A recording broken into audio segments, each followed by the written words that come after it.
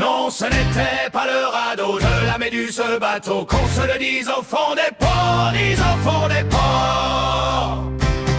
Il naviguait en père peinard sur la grand-mare des canards et s'appelait les copains d'amour, les copains d'amour. Ces fluctuates mergitures, c'était pas de la littérature. N'en déplaise aux jeteurs de sorts, aux jeteurs de sorts.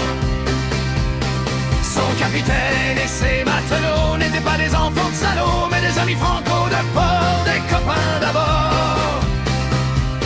C'était pas des amis de luxe, des petits castors et pollux, des gens de Sodome et Gomorrhe, Sodome et Gomorrhe. C'était pas des amis choisis par Montaigne et la Boétie. Sur le ventre, ils se tapaient fort, les copains d'abord. C'était pas des anges non plus, l'évangile, ils l'avaient pas lu.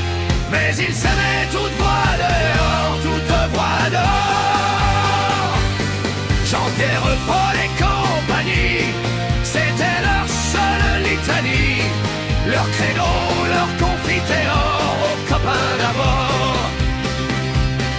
Au moindre coup de Trafalgar, c'est l'amitié qui prenait le quart.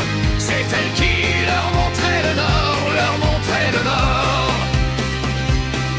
Et quand ils étaient en détresse, que leur bras lançaient des SOS, on aurait dit des sémaphores, les copains d'abord.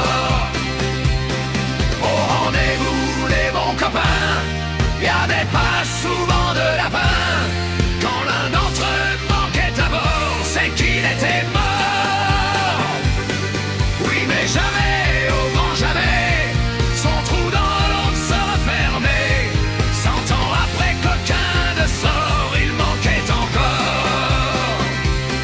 Des bateaux, j'en ai pris beaucoup, mais le seul qui ait tenu le coup,